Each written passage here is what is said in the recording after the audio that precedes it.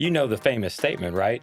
Isn't this time different? People always think it's different because the pain of losing money is way more significant than the pleasure of having great returns. So what do you tell clients during this volatility who may be panicking and uncertain, they don't know what to do? What are you telling them? If you're down but you're invested intelligently, I would argue you need to be patient. Let's make your money back and then let's get more conservative.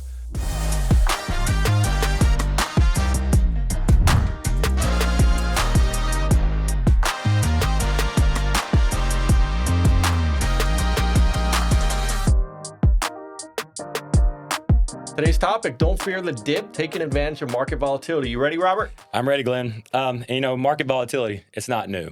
It's been around since the beginning of the stock market, beginning of ages.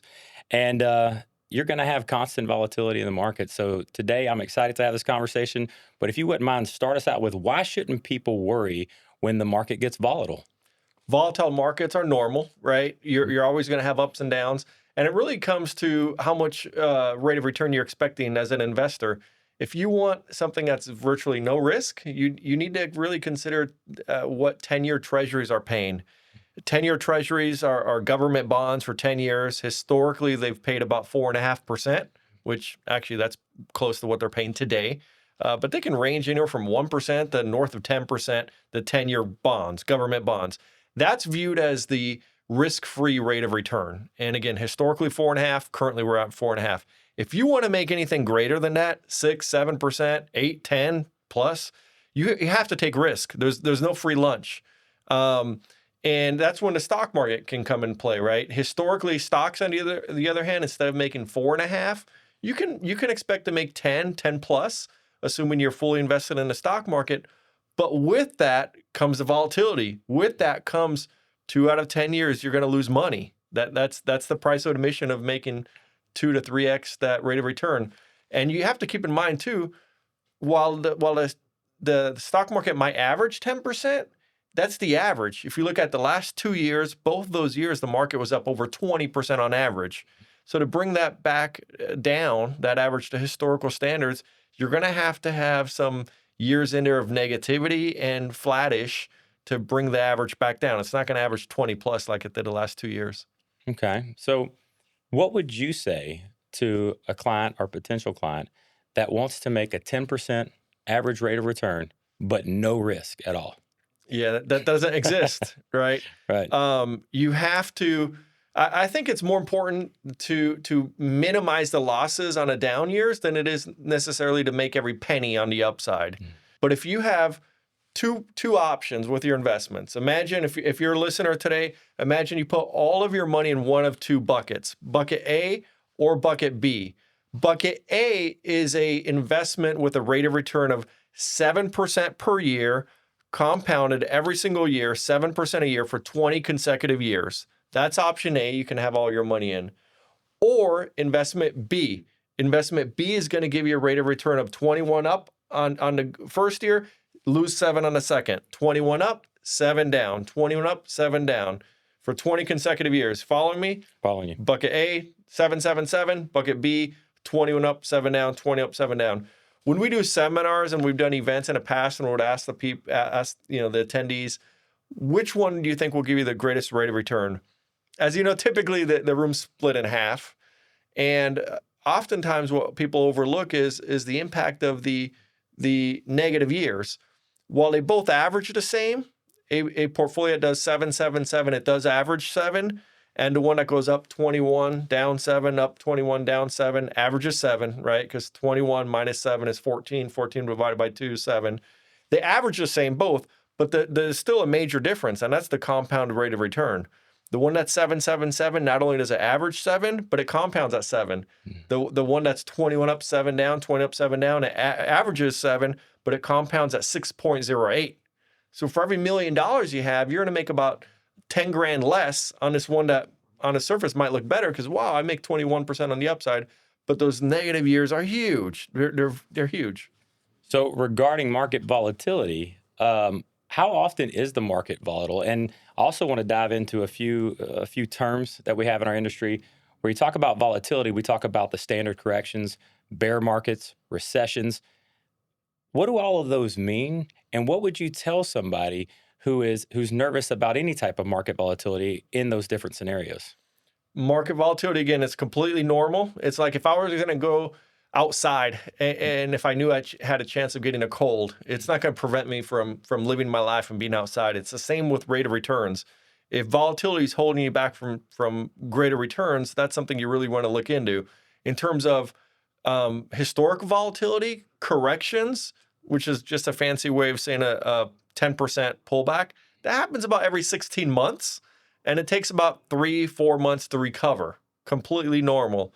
A little bit more of a severe drop, which we just experienced, of 20% or greater, a bear market, that happens about every 5.5 years. And historically, it takes about 10 months to recover. Sometimes quicker. Look at COVID, right? We recovered within 2-3 months after that. Yeah. So, over the years, I've heard you say that market volatility creates opportunity and it's not a catastrophe. What do you mean by that? Well, if the market just went straight up, candidly, we might not have a job. People could Yeah, just put true. their True. investments in an ETF fund and let it ride. The volatility creates opportunities because while the whole market may pull down, there's pockets of it that are always going to be affected worse than others, and you can take advantage of that. An example would be look at Deckers, the shoe manufacturing company. Right. They make Uggs, they make Hoka. They're very unique. They've continued over the last 4 or 5 years to take market share from Nike, from Under Armour, due to good leadership that Deckers has. Quite frankly, they've moved a lot of manufacturing out of China and moved it to Indonesia, Vietnam, Cambodia to avoid potential tariffs that they saw coming down the pike. And this is a stock that's up 4x over the last 4 or 5 years. So it's up over 400%. It's been on a tear. Now, this year, Deckers is down 45%. Why? Because of the tariffs. If you believe like us that these tariffs, to a large extent, maybe not China so much, but the rest of Asia, Cambodia, Vietnam, Indonesia is going to have tariffs dramatically reduced, at some point, this stock's going to come roaring back. They've reduced their manufacturing from the vast majority of shoes being manufactured in China down to 40%. So this is I would view this as a massive opportunity. This is a stock I loved before. If you're like me, if you loved this stock before, why are you not going to love it now when it's 45% cheaper? Yeah, but the famous statement, right? Isn't this time different? Through all the years, it's like every time there's volatility, this time's different. So isn't this time with the tariffs and everything going on, isn't it different? People love to say that, right? This time is different. In the 20 years I've been an advisor, I've heard this countless times. During 2008, I had some clients say, this is different. This is a housing bubble. The market's never going to return.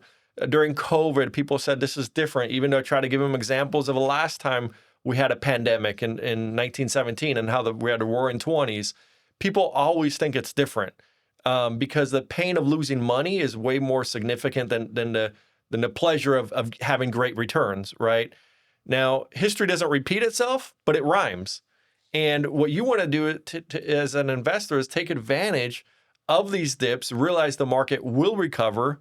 It's not if, but it's when, and be positioned. So when the market recovers, you're not even. When the market recovers even, you're up because you took advantage of pockets of the market that were dramatically hit harder.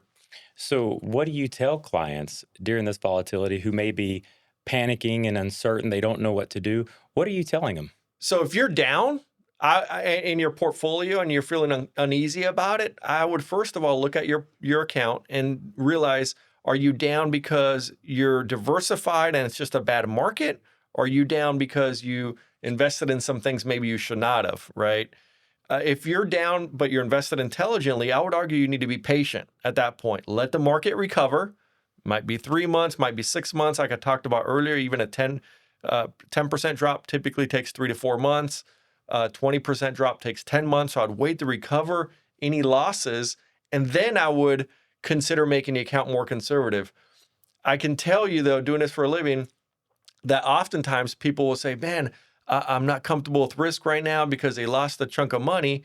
And I tell them, okay, let's make your money back, and then let's get more conservative. But I even tell them what they're going to think, which is once we get their money back, oftentimes their appetite for risk has returned.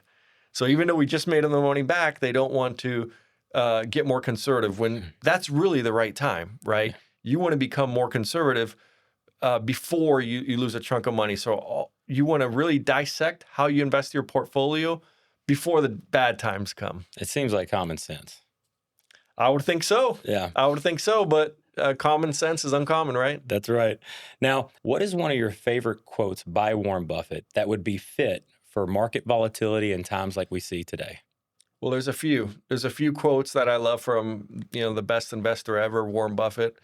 One would be probably the easiest to understand and most transparent, which is to be greedy when others are fearful and fearful when others are greedy. That's easier said than done, right? Because your gut's going to fight you against that. But that's so important. And that's an easy concept. Again, assuming you're invested intelligently, when the markets come down, you really want to take advantage of that. Another quote that I like from him is in the short term, the stock market is a voting machine, and in the long term, it's a weighing machine. And what it means by that, right, is in a short term, it's a popularity contest, if you will. But in the long term, the quality stocks are going to rise to the top. So you don't want to be in some type of fad because you might make money in a short term, but that's speculating. We don't want to be speculators. We want to be investors.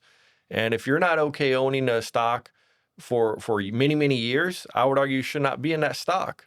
And the last quote by Warren Buffett that I really like is that in the long haul, that the stock market is going to move money from the impatient investor to the patient investor, right?